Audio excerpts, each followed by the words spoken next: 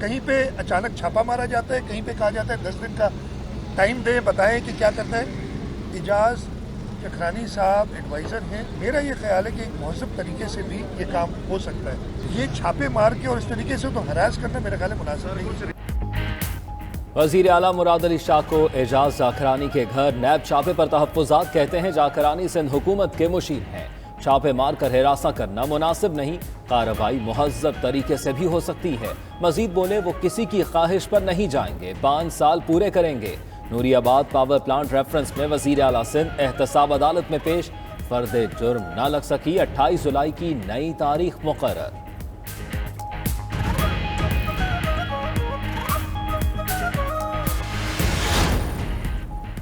हुकूमत 3 साल से एहतसाब के नाम पर नाटक कर रही है। लीगी रहनुमा एहसन इकबाल की मीडिया से गुफ्तगू, मजीद बोले IMF से तय असल बजट असम्बली में लाया ही नहीं गया।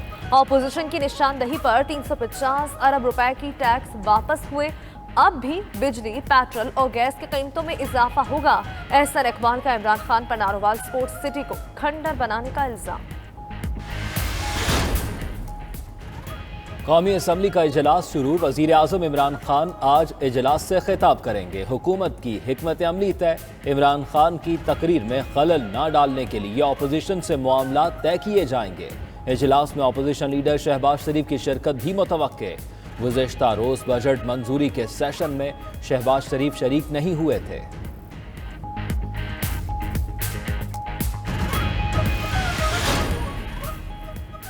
मनी लॉन्ड्रिंग और शुगर कमीशन केस, मुस्लिम लीग नून के रहनुमा हमजा शहबाज FIA में पेश। लीगी रहनुमा और कारकुन भी FIA ऑफिस पहुंचे। पुलिस की जानिब से सिक्योरिटी के सख्त इंतजाम। गुज़श्ता पेशी पर हमजा शहबाज FIA की तफ्तीशी टीम को अपने जवाबात में मुतमईन नहीं कर सके थे।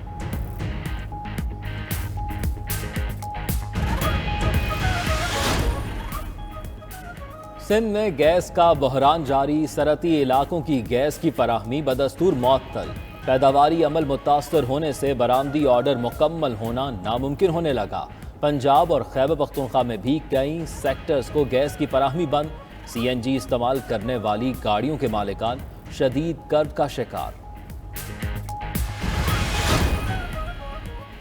मुल्क भर में बिजली का बहरान शदीद हो गया। लाहौर, इस्लामाबाद, पेशावर समेत कई शहरों में 6 से 10 घंटे तक बिजली की बंदिश।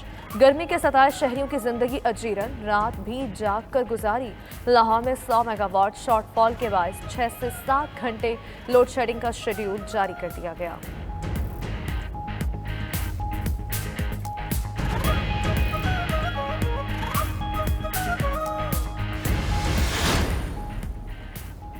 यकम जुलाई से पेट्रोलियम मसनूआत महंगी करने की तैयारी। ओगरा ने पेट्रोल 6 रुपए और हाई स्पीड डीजल 3 रुपए फी लीटर महंगा करने की तजवीज़ दे दी। वजारत खजाना नई कीमतों का ऐलान आज करेगी।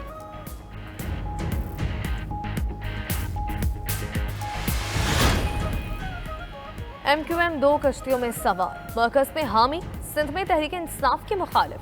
सिंध असम्बली में MQM ने PTI से इजहार ला ताल्लुकी कर दिया। MQM ने PTI के सिंध असम्बली में एहतजाज पर बड़ा इल्जाम आयद कर दिया।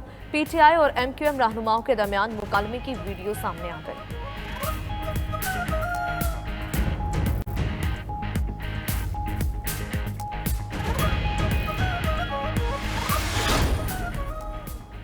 कराची में इंसदाद तजावजात ऑपरेशन से मुतासर हजारों खानदानों की सुन ली गई। जराये के मुताबिक सिंध हुकूमत का ऑपरेशन से बेघर अफराद को मुतबादिल जमीन देने का फैसला। आबादकारी प्लान तैयार कर लिया। उधर सिंध हुकूमत का गैर कानूनी तामीरात और तजावजात पर इंक्वायरी कमीशन कायम करने का फैसला। सरबराही सुप्रीम कोर्ट के रिटायर्ड जज करेंगे। मुल्क भर में कोरोना से मजीद 27 मरीज इंतकाल कर गए। 979 नए केसेस रिपोर्ट। NCOC के मुताबिक मुस्बत केसेस की शरह 2.32% रही। मुल्क में एस्ट्राजेनेका वैक्सीन बदस्तूर नायाब। मुल्तान में वैक्सीन की अदम दस्तयाबी के खिलाफ ओवरसीज पाकिस्तानियों का एहतजाज, नारेबाजी करते रहे।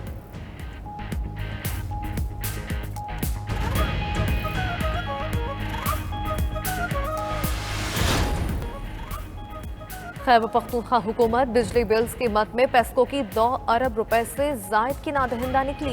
सूबाई हुकूमत के जिम्मे पेस्को वाजिबात 2 अरब रुपए से तजावुज कर गए। खैबर पख्तूनख्वा हुकूमत के जिम्मे 2127 मिलियन रुपए वाजिबुल अदा है।